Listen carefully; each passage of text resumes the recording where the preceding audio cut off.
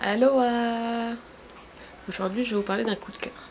Donc c'est Christian Jacques, La Reine Liberté, le tome 1, L'Empire des Ténèbres. Tout d'abord, pourquoi je l'aime? Numéro 1, sa couverture. Ce bleu, magnifique. Numéro 2, son odeur. Numéro 3, ses pages. Elles sont tellement douces, vous pouvez pas le sentir, mais elles sont toutes douces, toutes agréables à tourner, à tenir en main. Ce livre est vraiment agréable. Numéro 3, il est tout souple et la tranche ne se brise pas. J'ai beau l'avoir lu comme ça, la tranche est toujours pareille. Il est comme neuf pour moi. Ça vole un peu, mais il est vraiment comme neuf. Numéro 4, la mise en page. Le caractère d'écriture est parfait. La mise en page est également idéale. C'est vraiment, je suis ravie. Et enfin, numéro 5, l'histoire. Tellement bien. Donc, voilà. Pourquoi j'ai acheté ce livre? Donc, comme vous pouvez le voir, il était offert pour 2 pockets achetés. Et Christian Jacques. Ça fait tellement longtemps que je vois ces livres sur les étalages qu'à chaque fois je me tâte à les acheter parce que j'aime l'Égypte ancienne, l'âge d'or de l'Égypte, cette mythologie, j'en suis tellement fan, des pharaons, des reines d'Égypte, Néfertiti, Hatshepsut, j'aime tellement. Et enfin, j'ai enfin osé en lire un et je ne regrette pas un seul instant. Il était tellement bien. J'ai failli passer à côté de quelque chose. Heureusement que j'ai réussi.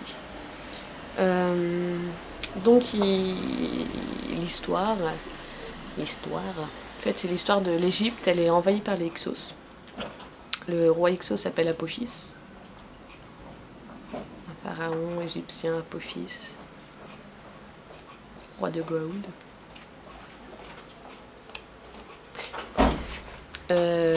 Donc Apophis.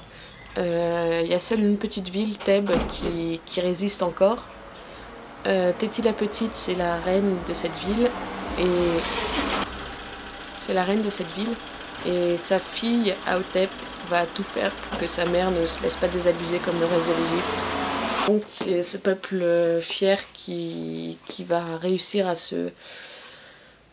qu'on a réussi à soumettre, qui va se battre pour leur liberté, pour la résistance, quoi. C'est tellement beau. Les personnages sont attachants. Ils sont... Les gentils, bien sûr, sont attachants. Les méchants, ils sont détestables. Mais vraiment détestables. C'est... On peut se reconnaître dans certains des personnages, dans certains traits de caractère, le courage, l'envie de ne pas laisser tomber, cette niaque de survivre. Et c'est pour ça que j'apprécie vraiment ce livre.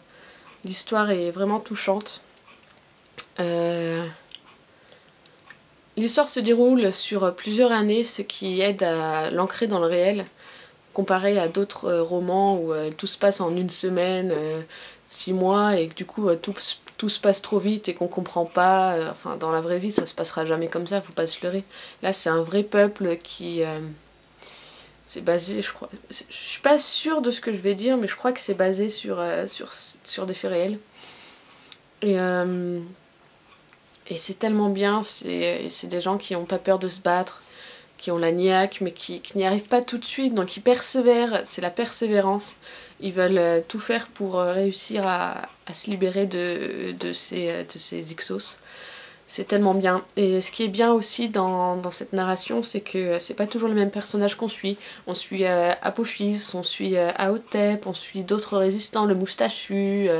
On suit vraiment plusieurs personnages et ça nous rythme le récit. On s'ennuie pas une seule seconde, on est ancré dans le récit égyptien, mais pas trop justement pour que les néophytes ils puissent comprendre aussi. C'est vraiment bien tourné, bien écrit, et je suis pressée de lire le deuxième et surtout de lire d'autres livres de Christian Jacques parce que sa plume est vraiment superbe.